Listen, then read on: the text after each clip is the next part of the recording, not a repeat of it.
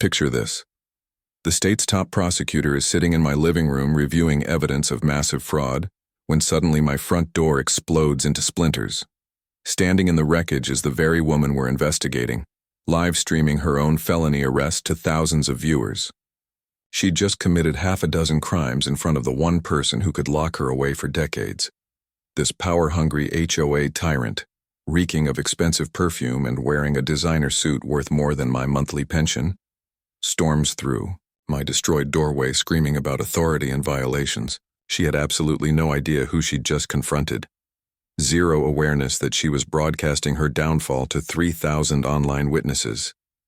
6 months before this dramatic finale, I believed Sandra was simply another control-obsessed neighbor. Little did I know she was orchestrating a $4 million theft operation, and I was about to accidentally demolish her entire criminal network. What would you do if an HOA megalomaniac invaded your home during the most crucial meeting of your lifetime? Share your thoughts below and let me know your location. I'll bet half of you have encountered these community tyrants yourselves.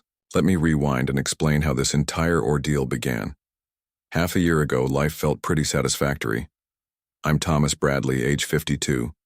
After 3 decades of installing electrical systems and crawling through construction sites across multiple counties, I'd finally secured my retirement. The centerpiece was my grandfather's fishing retreat on Mirror Lake. 2 acres of paradise that Grandpa purchased in 1963 for just $800. Incredible, right? $800 for waterfront land, now valued higher than most suburban homes. This wasn't some pretentious mansion. We're talking genuine log construction, a stone hearth that Grandpa assembled with his weathered hands, and a wraparound deck that groaned in all the familiar ways. I deliberately kept it completely independent. Solar arrays quietly generating power, well water that tasted like pure nostalgia, and a waste system that outperformed most municipal setups. Each morning's fog drifting across the water reminded me why Grandpa selected this particular spot. He'd always say, "The property chooses you, never the reverse." Wise words. He'd also warn, "Thomas, when someone desperately wants your land, investigate their motives because it's typically worth far more than they're admitting." Then she appeared. Sandra Mitchell, though everyone simply called her the HOA dictator, swept into our tranquil lakeside haven like a hurricane wearing Prada. 58 years old, recently relocated from some California gated community where apparently ruling neighborhoods was a professional occupation, she operated this pristine white Cadillac with custom plates reading Boss 1. I'm not joking. She displayed her HOA president pin on her jacket like military rank. Her singular obsession was transforming our rustic waterfront into what she termed an exclusive resort destination.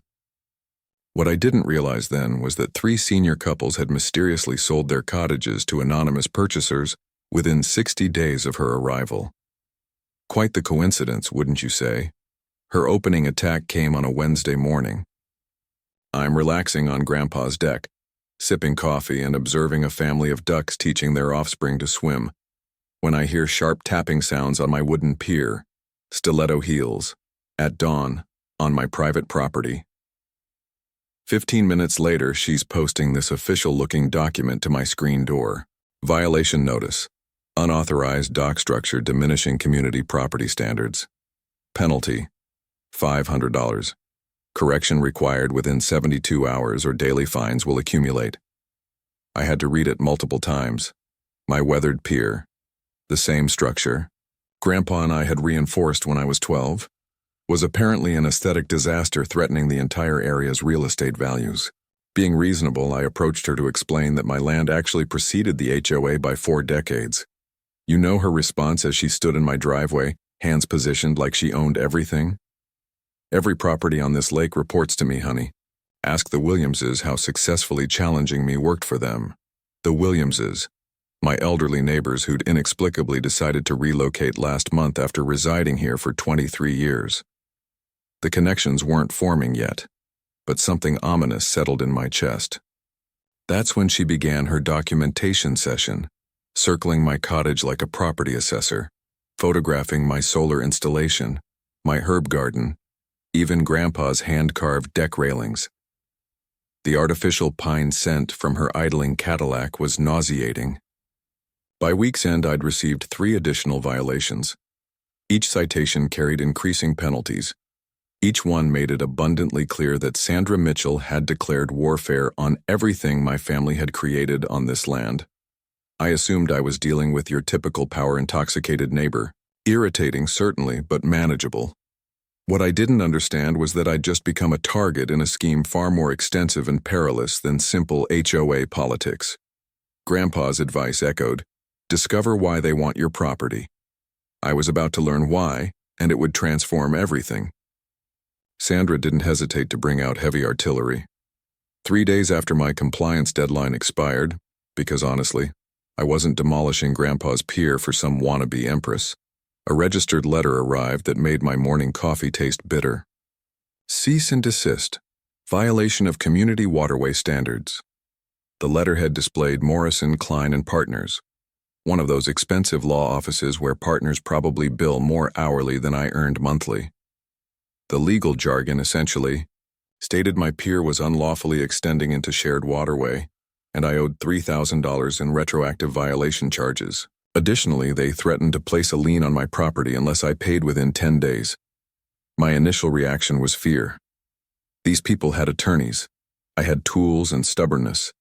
But then I recalled something Grandpa repeatedly emphasized during those long fishing afternoons.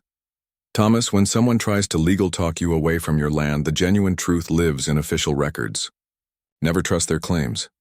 Find the actual documentation. So I drove to the county courthouse, that dusty basement where crucial information gets buried under bureaucratic layers. The clerk, a kind woman named Margaret who remembered Grandpa from fishing competitions, helped me locate the original property surveys. I'd learned this strategy from my union experience. Always verify source documents before some attorney tries to intimidate you with fancy letterhead. What I discovered made my blood boil. Grandpa's lot didn't merely extend to the shoreline. It included 50 feet into the lake. The deed, stamped and official from 1963, was crystal clear. That pier wasn't trespassing on community property. It was positioned directly within my lake. But here's the real revelation. The HOA wasn't established until 1998, 35 years after Grandpa purchased his land. I remembered my old supervisor explaining that older properties often possess rights that newer developments cannot override. Something about grandfathered exemptions that supersede neighborhood association regulations. Armed with copies of everything, I returned to my cottage feeling quite accomplished. That satisfaction lasted exactly until I attempted to leave for errands and discovered Sandra's Cadillac, parked horizontally across my driveway. Not alongside it, not near it, directly blocking it like she was conducting a personal traffic checkpoint. When I tapped her window, she lowered it barely enough to speak through the opening. "Oh, Thomas, I'm simply reviewing community parking policies. This might take considerable time." The mechanical drone of her running engine combined with that cloying artificial fragrance created this bizarre atmosphere of passive-aggressive madness. Here I was, a grown man who'd constructed half the county's power infrastructure, being trapped in my own driveway by a suburban control freak with delusions of authority. But Sandra was just beginning. Within a week, she'd established something called the Lakeside Enhancement Committee, which sounds pleasant until you realize it was essentially an attack squad targeting anyone who didn't match her country club fantasy. Suddenly, neighbors who'd greeted me for years were avoiding eye contact. Her social media posts were masterworks of subtle warfare. Concerned about deteriorating properties affecting everyone's home values. Some residents simply don't care about community standards or Lakeside United property values. The comment sections became feeding frenzies. People I'd known for decades were suddenly property law experts, repeating Sandra's talking points like she was some real estate prophet. 3 neighbors actually apologized privately. Mike and Lisa Rodriguez pulled me aside during my evening walk and confessed that Sandra had strongly recommended they complain about my property or face their own violation campaigns. Apparently, she'd already targeted elderly Mr. Chen for having non-compliant flower boxes and threatened the newlyweds with the toddler over their unsightly playground equipment. "She's got leverage on everyone," Mike whispered, scanning around like Sandra might be lurking with surveillance equipment. "Her husband works at the state capitol. Connected, political influence. That hit me like ice water. This wasn't neighborhood drama anymore. This woman had connections beyond our small lake community. That night I found orange spray paint covering my mailbox. Bright, aggressive letters spelling comply or move. My security camera, solar-powered and concealed behind an oak tree, captured everything, including Sandra's license plate as she departed at 2:30 a.m. When I contacted the sheriff's department the following morning, guess who responded? Officer Mike Mitchell, Sandra's nephew. He examined the vandalism report, shrugged, and said, "Probably teenagers. You know how kids can be." The rough texture of that spray paint under my fingertips as I scrubbed it away felt like sandpaper, against my spirit. Grandpa used to say, "Sometimes you need superior firepower for a superior battle. Time to find superior firepower." Sandra's subsequent move came disguised as community service, somehow making it even more maddening. She'd realized that direct confrontation wasn't effective, so she decided to weaponize the entire county government against me. It began with a courteous knock from Building Inspector Dave Morrison, a guy I'd actually collaborated with on multiple projects over the years. The uncomfortable expression on his face revealed everything before he spoke.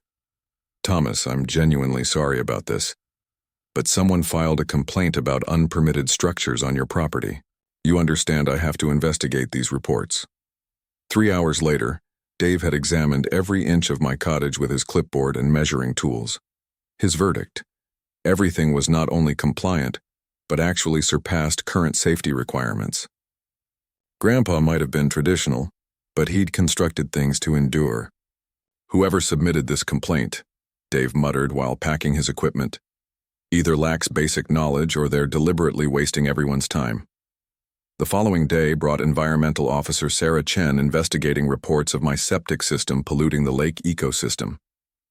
Again, perfectly functional, better than most recent installations, she acknowledged. Then Fire Marshal Robert Martinez arrived to examine my solar panels for dangerous electrical violations. Clean approval there too. Each inspection cost me a day of tranquility and a portion of my retirement piece. But more significantly, each false report was creating an official documentation trail that portrayed me as some problematic property owner.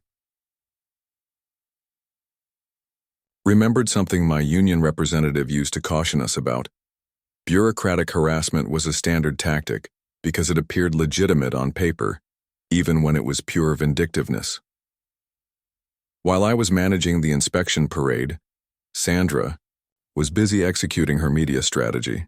She'd managed to secure an interview with Channel 5's Community Focus segment, presenting herself as this concerned citizen fighting to protect our family-oriented lake environment. The news segment was a masterpiece of selective editing. She displayed carefully cropped photographs that made my cottage appear like some ramshackle cabin, discussed dangerous conditions threatening children's welfare, and portrayed herself as a courageous advocate confronting irresponsible property owners. What really infuriated me was watching her stand on my pier, the one she claimed was illegally trespassing, while delivering her concerned citizen performance for the cameras. The sharp buzz of my phone with angry messages from neighbors who'd seen the story felt like artillery fire. Half the lake community now believed I was some environmental hazard. But here's where Sandra made her first genuine mistake. She became overconfident. My old friend Jake Rodriguez from the Electricians Union called after seeing the news story. "Thomas, that woman's completely wrong and everyone knows it. You built half the renewable energy infrastructure in this county. Hell, your solar setup is what I reference when training new apprentices." Within 2 days, Jake had organized a convoy of my former colleagues to visit and inspect my property. Turns out having 20 master electricians publicly endorse your work tends to destroy the hazardous installation narrative pretty quickly. That's when things became interesting. My attorney friend Charlie Davis, we'd attended high school together, when I stopped by for a beer and mentioned something that caught my attention. "You know, Thomas, the state attorney general's office has been investigating HOA corruption cases statewide. Multiple communities reporting similar harassment patterns to what you're experiencing." "What kind of patterns?" I asked, though I suspected the answer. Elderly homeowners receiving frivolous citations, property values artificially suppressed, mysterious buyers appearing with cash offers. Sound familiar? It sounded like every alarm I had. Charlie explained that these schemes typically involved someone with political connections providing protection while harassment campaigns drove out longtime residents. The properties would then be sold to developers for enormous profits. The AG's office needs witnesses, Charlie continued. People who've documented the harassment and can demonstrate the pattern. Someone like you might be exactly what they're seeking. The mechanical hum of my refrigerator seemed unusually loud as that information registered. Sandra wasn't merely some power-drunk neighbor. She was potentially part of something far larger and more systematic. That night, I began a comprehensive log of every interaction, every citation, every inspection that had mysteriously appeared on my schedule. I also started researching Sandra's background more thoroughly. Turns out her husband, Robert Mitchell, wasn't just some minor government employee. He was the Republican Party treasurer, a position providing him access to development plans, zoning modifications, and political favors across multiple counties. The aroma of fresh coffee mixed with morning lake air usually relaxed me. But now, it just reminded me how much I stood to lose. This wasn't about HOA fees anymore. This was about whether I'd become the next victim in someone else's wealth accumulation scheme. Sandra's next phase made everything previous seem like a friendly disagreement. She'd apparently decided that bureaucratic harassment wasn't progressing quickly enough, so she shifted to complete character destruction. It started with a social media post that made my stomach sink. Urgent safety alert regarding threatening behavior from lakefront resident. Please keep your children away from the Eastern Shore area. We'll be seeking protective orders. Lakeside safety. Protect our children. Threatening behavior.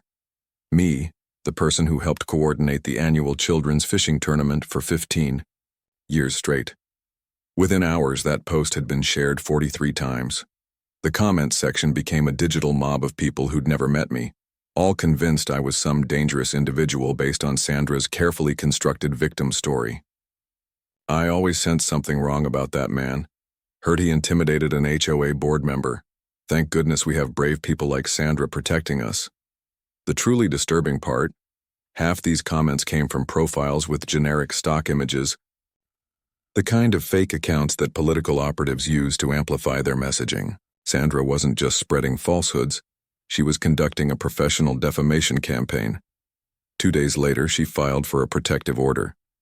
The petition, which became public record, described me as an unstable individual making verbal threats against community leaders. Complete fiction. But it didn't matter. The filing alone became evidence that I was dangerous. Judge Patricia Wilson, who actually knew my family from years back, examined Sandra's evidence and dismissed the request for lack of credible proof. But the damage was complete. Now there existed an official court document connecting my name with the word threats. The emotional impact was beginning to affect me. I'd sit on Grandpa's deck in the evenings, drinking a beer and questioning whether this battle was worth destroying the peaceful retirement I'd worked 30 years to achieve. The weight of his leather chair felt different now, less like comfort, more like the burden of preserving a legacy that someone was systematically trying to eliminate. But just when I was considering surrender, something wonderful happened. The community began fighting back. Judge Wilson wasn't the only one who remembered my family. Retired Judge William Bill Carter, who used to fish with Grandpa in the 70s, appeared at my door with a thermos of coffee and some unsolicited legal guidance. Thomas, that woman's playing a game your grandfather would have recognized immediately. She's counting on you feeling isolated and overwhelmed. Don't give her that victory. Bill explained that documented harassment campaigns like this usually indicated larger criminal activity. People don't invest this much effort in petty neighborhood disputes. There's money involved here, substantial money. The local American Legion Post, where I'd been a member for 20 years, issued a statement calling Sandra's accusations baseless attacks on a respected community member. The Historical Preservation Society contributed, emphasizing my cottage's cultural importance as one of the last original structures on the lake. Even the environmental group monitoring lake water quality praised my sustainable living example. It felt like the entire decent portion of our community was rallying behind me. The bitter taste of stress was finally giving way to something resembling hope. But Sandra wasn't finished. Not remotely. Her next strategy was diabolical in its simplicity. She somehow convinced the utility company to investigate irregularities in my electrical service. For 3 days, I had no power while they examined my solar grid connection for safety violations. Then came the false police reports. Suspicious activity at my cottage during daylight hours. Loud disturbances suggesting possible domestic violence when I was obviously alone. Potential drug activity based on unusual visitor frequency. Visitors who were union friends showing support. Each call brought sheriff's deputies to my door. Each visit created another incident report. Each report added to the growing file that portrayed me as a problematic resident. The most infuriating aspect was that Officer Mike Mitchell was usually the responding officer. He'd arrive, ask a few routine questions, and leave with this smirk suggesting he knew exactly what his aunt was doing. During one particularly surreal visit, he actually had the audacity to say, "You know, Mr. Bradley, if you just apologized to my aunt and brought your property into compliance, all these problems would probably disappear." That's when I realized this wasn't just about me anymore. Sandra was demonstrating to other property owners what happened when you didn't submit. The Williamses, the elderly couple who'd mysteriously decided to sell, probably endured this exact nightmare. The electronic chime of my phone became a source of anxiety instead of connection. Every notification could be another neighbor turning against me, another false report, another development in Sandra's psychological warfare campaign. But it also brought messages of support from people I'd forgotten even knew me. The fight was far from over, but I was finally understanding the rules of engagement. The breakthrough came while I was doing the most mundane task imaginable. Organizing paperwork for my meeting with the State Attorney General's office. Charlie had arranged everything, explaining they needed detailed documentation for their statewide HOA corruption investigation. I was sitting at Grandpa's old oak table, surrounded by stacks of citations, inspection reports, and legal threats, when something caught my attention. One of Sandra's violation notices had this tiny footer I'd never noticed before. Fines payable to Lakeside Estates Community Development Fund, account number 847291, Community Development Fund. That sounded official enough, but something about it bothered me. Maybe it was 30 years of reading electrical contracts and spotting the fine print that contractors use to deceive homeowners. But I decided to investigate further. The county clerk's office had become my second home by this point. So Margaret knew exactly what I was seeking when I asked about HOA financial records. She pulled the public filings and spread them across the counter like she was dealing cards. "Here's the situation, Thomas," she said, adjusting her reading glasses. "Homeowner associations must file annual reports just like any other organization. Let me show you what I discovered." The numbers didn't balance, not even close. Over the past 2 years, the HOA had collected $280,000 in emergency assessments for lake pier repairs that were never completed. Another $150,000 had supposedly gone to professional landscaping services provided by Mitchell Grounds and Maintenance, which, according to state business records, was owned by Sandra's brother-in-law. But here's the revelation. The landscaping company had been incorporated exactly 3 weeks after Sandra became HOA president. I remembered Grandpa's advice about following money trails. When someone establishes a business immediately after gaining power, they're usually establishing it to redirect money to themselves. The insurance claims were even more blatant. The HOA had filed for storm damage reimbursement 3 times in the past 18 months. Problem was, I'd experienced every storm on this lake, and none had caused the damage that would justify $95,000 in insurance payouts. Margaret helped me cross-reference the insurance claims with actual weather reports from the National Weather Service. The dates didn't match. The HOA was claiming storm damage on days when the weather had been completely clear. "Thomas," Margaret whispered, even though we were alone in the records room, "this appears to be fraud. Simple, straightforward fraud." My hands were actually trembling as I photocopied everything. The smooth texture of those document pages felt like holding evidence that could change everything. This wasn't just harassment anymore. This was organized theft from the entire lake community. The property management fees were the final puzzle piece. The HOA was paying $5,000 monthly to something called Clearwater Property Management for administrative services. But when I researched the business registration, the listed address was a postal box in the same zip code where Sandra lived. Everything clicked into place like mechanisms in a lock. Sandra's harassment campaign wasn't just about power or personal spite. She was systematically suppressing property values to enable a development scheme while simultaneously embezzling from the community fund. The elderly couples who'd sold their cottages hadn't just been harassed into leaving. They'd been forced to sell at below market prices because Sandra's artificial property value concerns had discouraged legitimate buyers. Those mysterious cash buyers were probably connected to the same development group benefiting from the embezzled funds. I thought about the Williamses, probably counting their savings in some cramped apartment, never knowing they'd been robbed twice, once when they sold their dream home for pennies, and again through the fees they'd paid into Sandra's slush fund. The taste of black coffee had never been so bitter. This wasn't just about my cottage anymore. Sandra had been stealing from everyone, including the neighbors she'd convinced to oppose me. Grandpa always said that when you discover corruption, it's usually bigger than you think. He was right. Sandra wasn't just running an HOA. She was running a criminal enterprise. And I was about to deliver the evidence to the one person in the state who could shut it down permanently. That night, I transformed Grandpa's back bedroom into something resembling a police investigation center. Maps of the lake property covered the walls, showing original boundaries versus current HOA claims. Timeline charts tracking Sandra's harassment campaign alongside suspicious financial transactions. Photos, recordings, and documents organized by potential criminal charges. I felt like one of those television detectives, except instead of hunting serial killers, I was hunting suburban embezzlers. The state attorney general's office had assigned 2 prosecutors to my case, Lisa Mitchell and David Chen, who arrived the next morning looking like they meant business.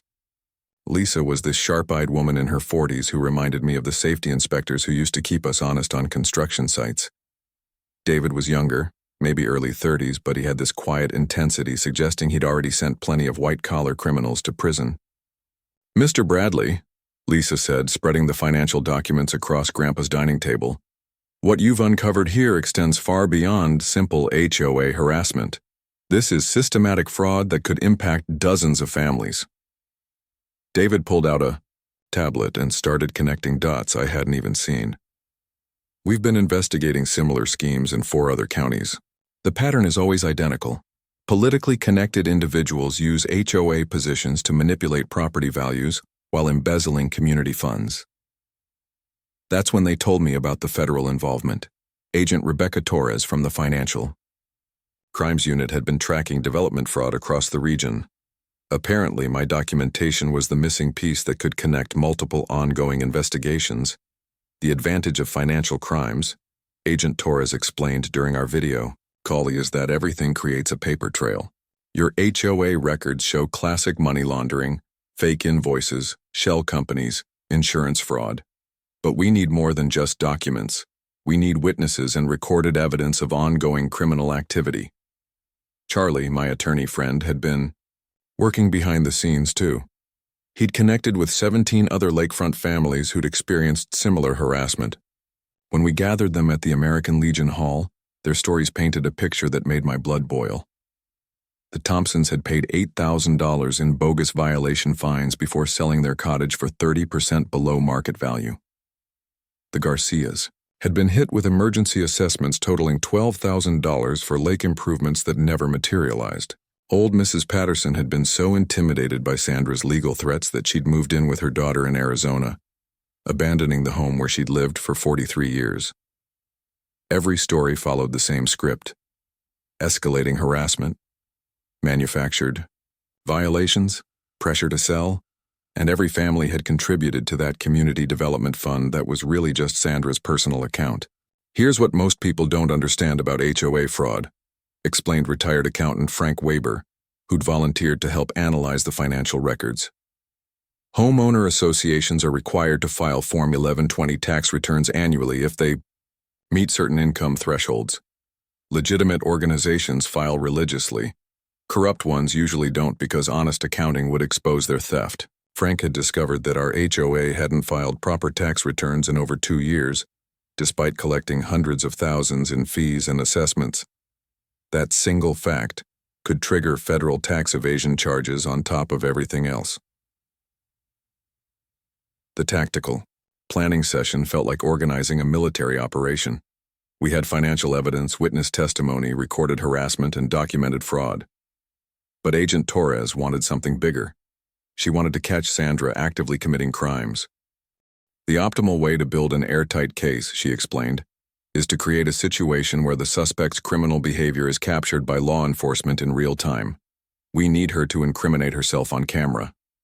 That's when Charlie suggested the perfect setup. The state attorney general has been looking for an opportunity to announce new HOA reform legislation. What if she held that announcement at Thomas's cottage? It's symbolically perfect, protecting homeowner rights in the exact location where those rights were violated. Lisa's eyes lit up.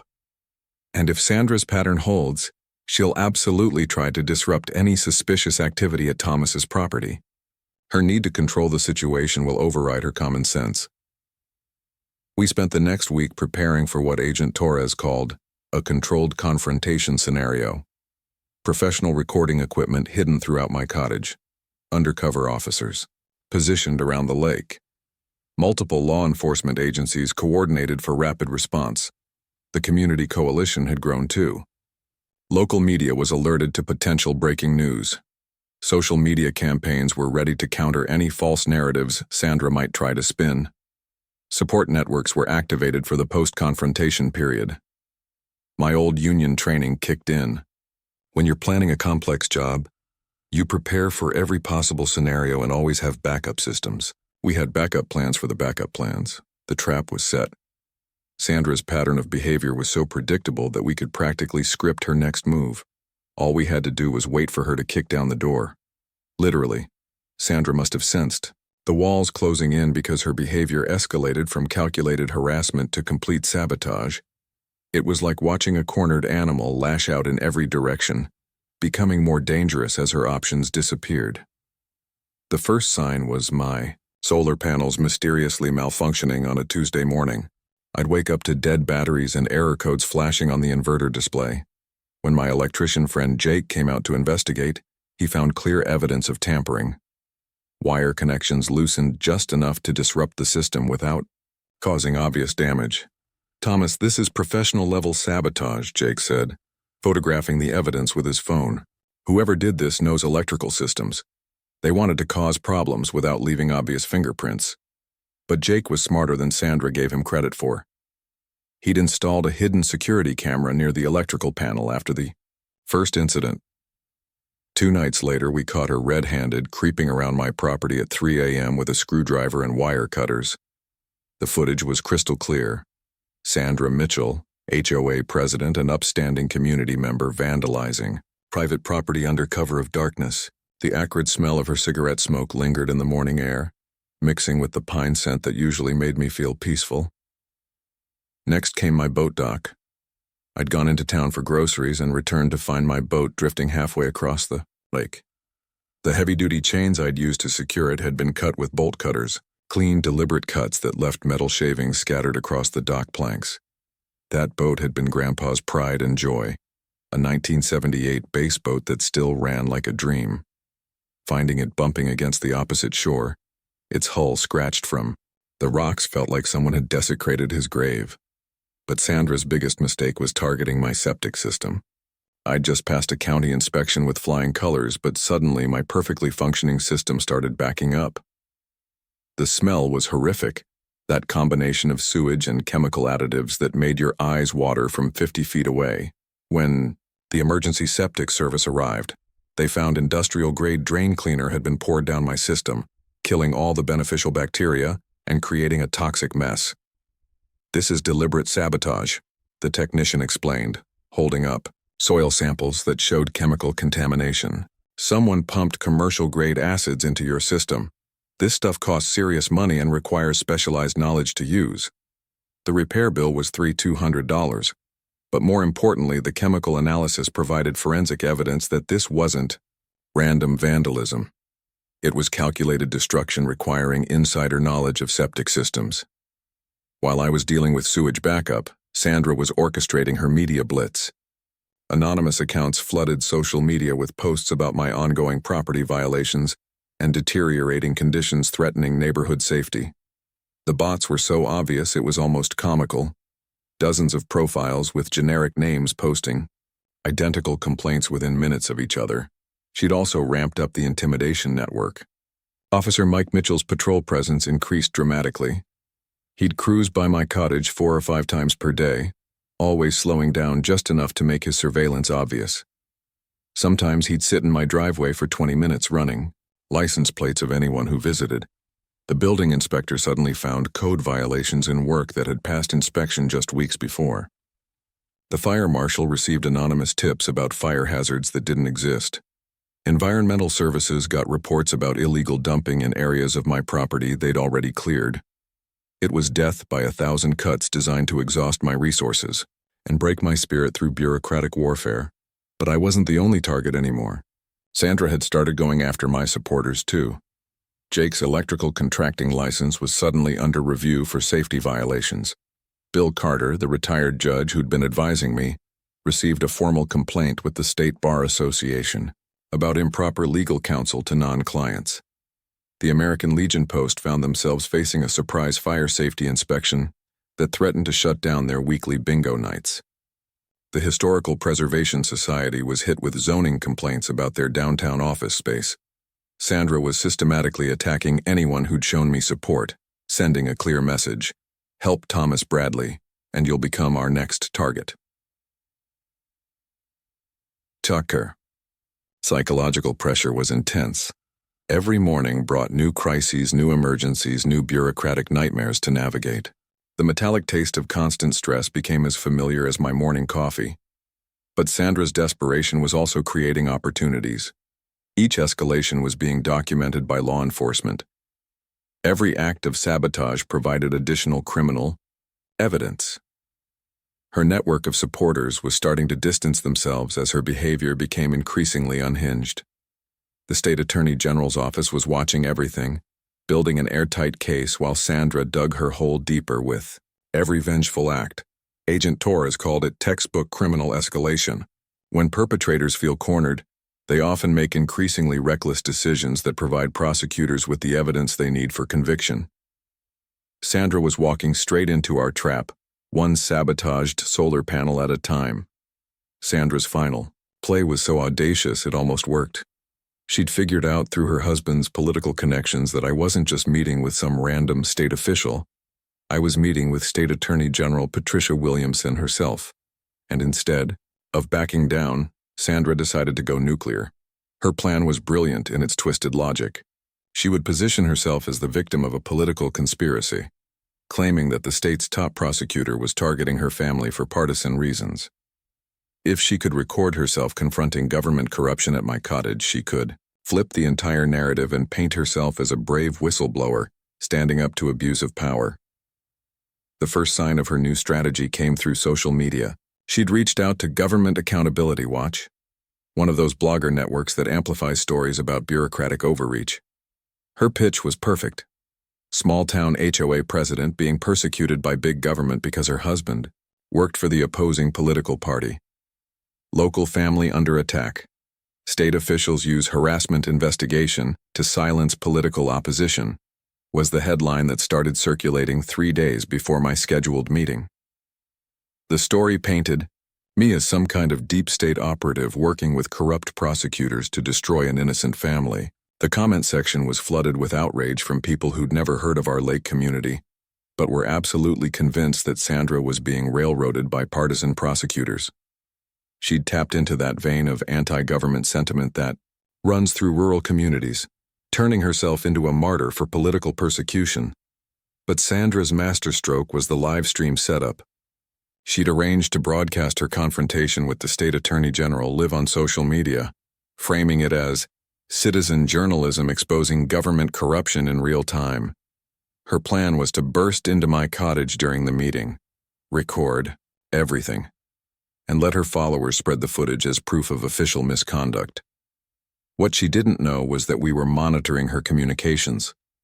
Agent Torres had obtained warrants for Sandra's phone and social media accounts weeks earlier. We knew about the blogger outreach, the live stream plan, even the talking points she'd prepared for her spontaneous confrontation. "It's actually perfect," Agent Torres explained during our final coordination meeting. "She's going to commit multiple felonies on live video while providing us with a real-time confession of her motives. We couldn't have scripted it better." The irony was delicious. Sandra thought she was setting a trap for us, but she was actually walking into the most thoroughly documented arrest in HOA history. Her support network was crumbling too, but she was too obsessed to notice. The other HOA board members had quietly distanced themselves once the financial irregularities became obvious. Her husband was facing his own ethics investigation and couldn't provide political cover anymore. Even Officer Mike had been reassigned to different patrol areas after Internal Affairs started asking questions about his response to vandalism reports. But Sandra was beyond rational thinking at this point. The psychological pressure of keeping her fraud scheme hidden while fighting off multiple investigations had pushed her past the breaking point. She was exhibiting all the classic signs of someone losing control, paranoid about neighbors spying on her, making increasingly threatening phone calls to anyone who'd supported me, convinced that everyone was part of some vast conspiracy against her. The night before the state attorney general's visit, she made threatening calls to 4 different families, warning them about consequences if they continued collaborating with government harassment. Each call was recorded by law enforcement. Each one provided additional evidence of witness intimidation and criminal conspiracy. I spent that final evening sitting on Grandpa's porch, watching the sunset paint the lake in shades of gold and crimson. The sound of loons calling to each other across the water reminded me why this place was worth fighting for. Tomorrow would determine whether I'd be able to enjoy peaceful evenings like this for the rest of my retirement or whether I'd spend my golden years battling Sandra's appeals from federal prison. The cottage felt different that night, not just because of the hidden cameras and recording equipment, but because it had become the center of something much bigger than my personal property dispute. This was about whether small-time criminals with political connections could terrorize entire communities without consequences. I pulled out Grandpa's worn leather Bible and read the passage he'd underlined about David facing Goliath. He'd written in the margin, "Sometimes the little guy wins because he's fighting for something bigger than himself." The morning would bring Sandra's final desperate gambit. She'd storm through that door thinking she was about to destroy her enemies, never realizing she was about to destroy herself. The stage was set, the cameras were rolling, law enforcement was in position. All we had to do was wait for Sandra to provide the grand finale to her own criminal career. The taste of anticipation mixed with morning coffee had never been so sweet. State Attorney General Patricia Williamson was nothing like I'd expected. Instead of some intimidating political figure, she was this down-to-earth woman in her 50s who reminded me of my old high school principal. Tough but fair, with eyes that missed nothing.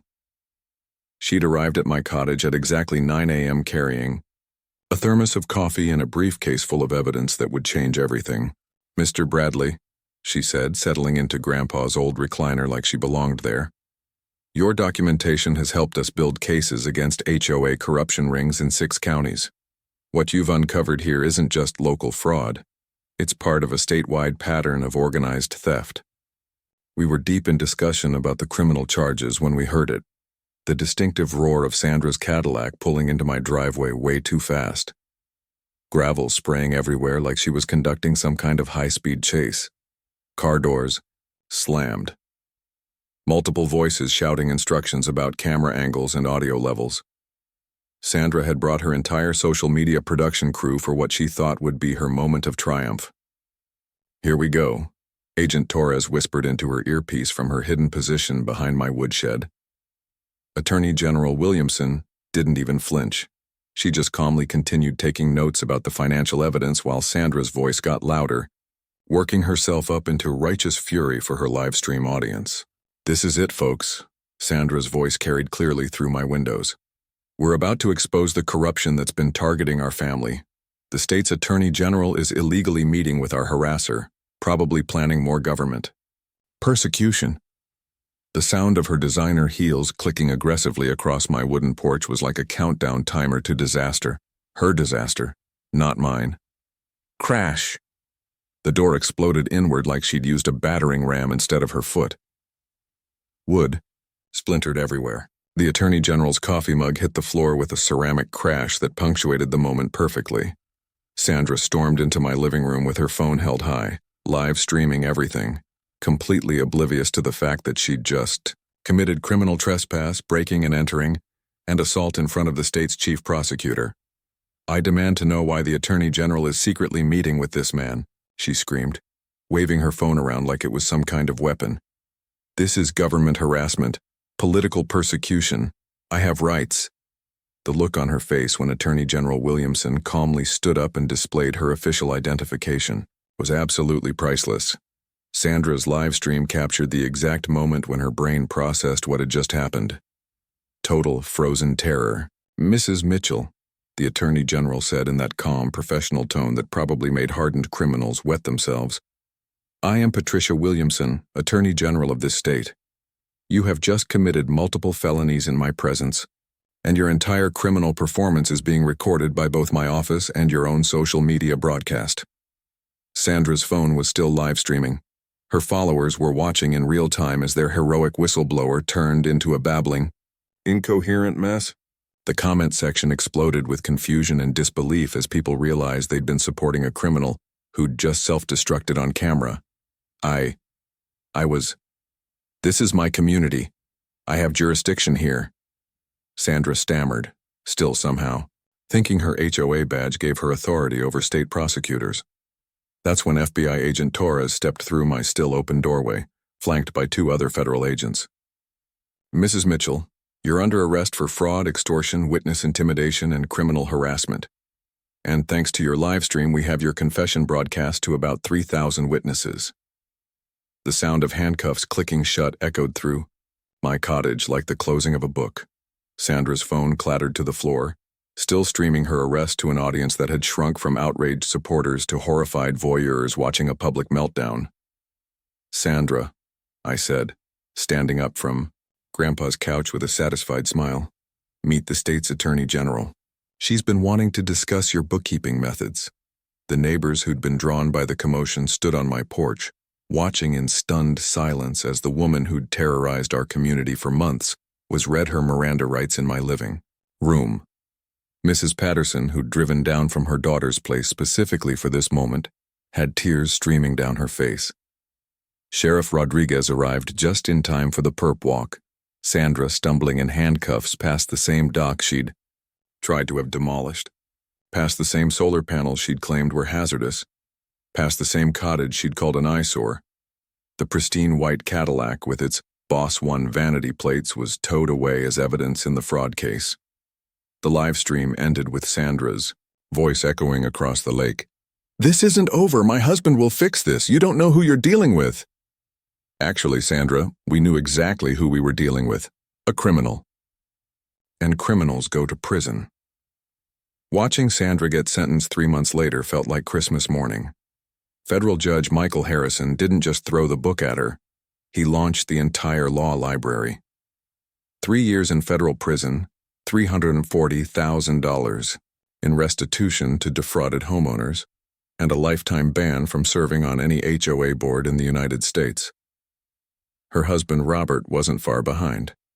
The ethics investigation revealed he'd been using his position as Republican Party treasurer to provide insider information about zoning changes and development plans. He resigned in disgrace and got 18 months for conspiracy and abuse of office. The HOA itself was dissolved faster than sugar in hot coffee. In its place, we formed the Mirror Lake Volunteer Association, emphasis on volunteer. No mandatory fees, no citation authority, no power-drunk presidents, just neighbors working together to keep our little slice of paradise beautiful.